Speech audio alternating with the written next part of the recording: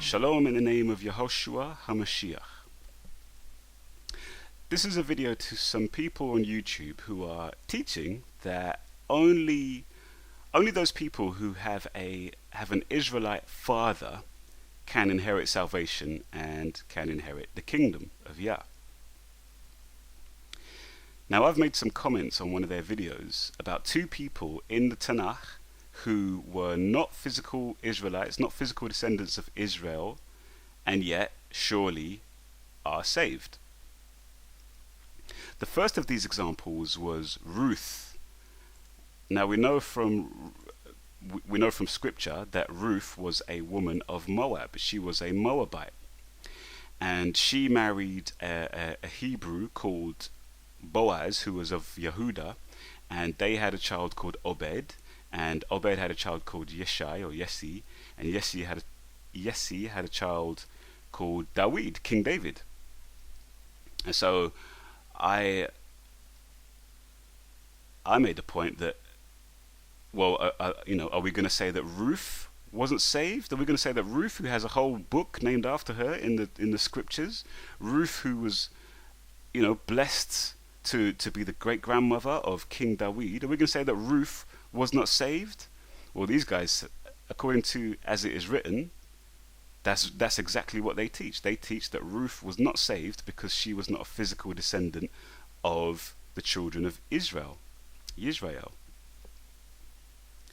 And they also made a point. They said that regarding the children of Ruth that she had with Boaz, the Yehudi, the children of Ruth can be saved and were saved if they had faith, because their lineage is not counted from Ruth being a Moabite, but their lineage is counted from Boaz being an Israelite. And they say that the lineage always goes down through the father, and that means that they can be saved because they have an Israelite father.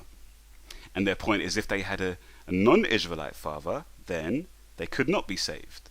This is the teaching of these guys who call themselves as it is written. Now, the other example that I made was of Caleb. And I said that Caleb, his father, was not an Israelite. And in their video response, as it is written, basically said that they just basically said that was rubbish. They said that I was lying and that I was confused, and it was just a rubbish point, they said. Well, let me break it down in a bit more detail. I did put all of this in the video comments, but you guys, you didn't actually deal with all of the comments. You just dealt with one scripture, which is this one.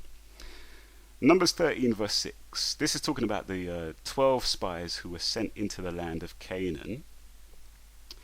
And it says, from the tribe of Yehuda, Caleb, son of Yefuneh. Now these guys, as it is written, they said, you see, Caleb is from the tribe of Yehuda. So they suggest that I'm talking rubbish when I say that he was descended from a Canaanite man. Well, this is not the only place in the Torah, the Tanakh, that we read about Caleb's ancestry. Yes, he's from the tribe of Yehuda. I'm not doubting that. I agree. He is a representative of the tribe of Yehuda. He is of the tribe of Yehuda.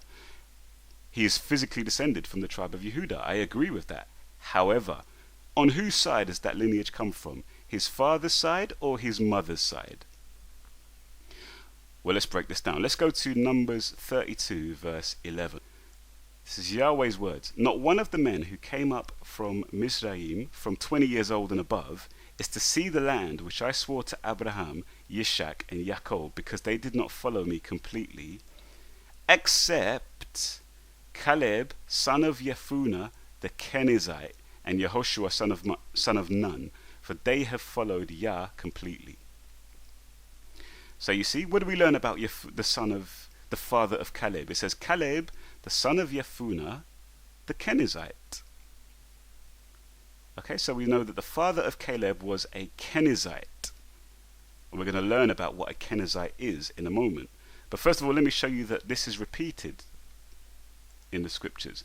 If we go to Yehoshua, the book of Yehoshua, chapter 14 and verse 6, this is when the children of Israel were going in to take the land of Canaan. And it says, the children of Yehuda came to Yehoshua in Gilgal, and Caleb, son of Jephunneh the Kenizzite, said to him, etc. Again, Caleb is called the son of Jephunneh the Kenizzite. Jephunneh is a Kenizzite. You should be asking the question, what is a Kenizzite? What does that mean? Down in verse 14, it says, so Hebron became the inheritance of Caleb, son of Jephunneh the Kenizzite, to this day, because he followed Yah, the mighty one of Israel, completely. So again, we see that Caleb is called the son of Jephunneh the Kenizzite. Now, what is a Kenizzite? Well, let's go to Genesis chapter 15, verse 12. This is 400 years further back in time from the days of Caleb, from the days of Moshe. This is before the 12 sons of Israel even existed. This is before Israel himself. This is before Yaakov was even born. This is before Yishak was even born. This is when the Most High made his covenant with their father, Abraham. And we see in Genesis 15, verse 18, it says, on the same day, Yah made a covenant with Abram, saying, I have given this land to your seed, from the river of Mizraim to the great river, the river Euphrates. And with the Canaanite, the Kenizzite, and the Cadmonite, the Hittite, the Perizzite, the Rephaim, the Amorite, and the Canaanite, and the Girgashite, and the Jebusite. So you see, the Most High Yah tells Abram he's going to have this land, and then he breaks down all the tribes, all the nations that are in that land at that time. And one of those nations is called the Kenizzite. Remember, Jephunneh is called what? Jephunneh. We see Caleb, son of Jephunneh, the Kenizzite. Okay, and then we see that the Kenizzites are, or were, a tribe, a nation, a people that were living in the promised land in the days of Abraham.